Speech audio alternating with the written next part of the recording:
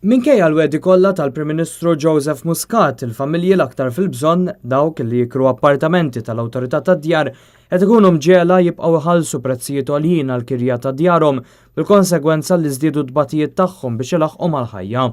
Dan qalitu x-Shadow Minister tal-Politika Soċjali Paula Mifsud Bonici waqt konferenza tal-aħbarijiet.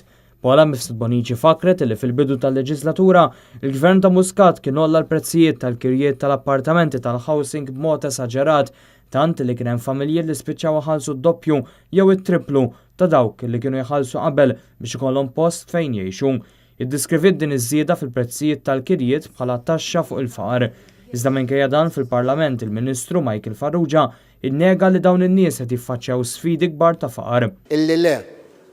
Mhux kollha huma fil-faxxa ta' faqar jew inkella fil-faxxa ta' riskju ta' faqar.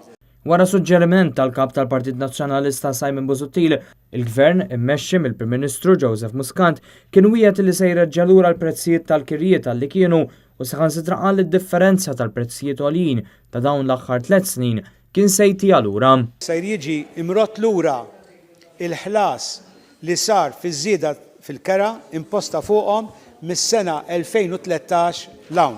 Madankollu, fl-ewwel kontijiet tal-kirjiet għal din is-sena, il-prezzijiet għadhom għoljin kif kienu s-sena li għaddiet, kif riflessu wkoll fid-diskors tal-kap tal-Partit Nazzjonalista Simon Busuttil matul l-attività politika tal-ħadd li għadda.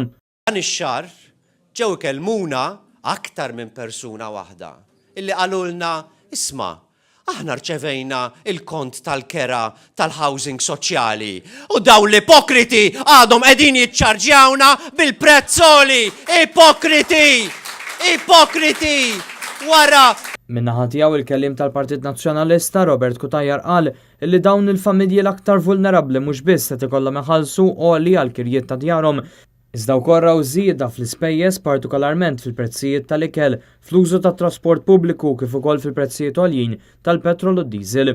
Stephen Spiteri kellim mal-housing sostna li bosta familji li jiltaqa' magħhom esperjenzaw iż-żieda fil-prezzijiet tal-kirjiet tal-housing b'mod negattiv ħafna waqt li Gvern Laburista għadu ma bena l-ebda appartament tal-housing minkejja li għaddew 4 snin.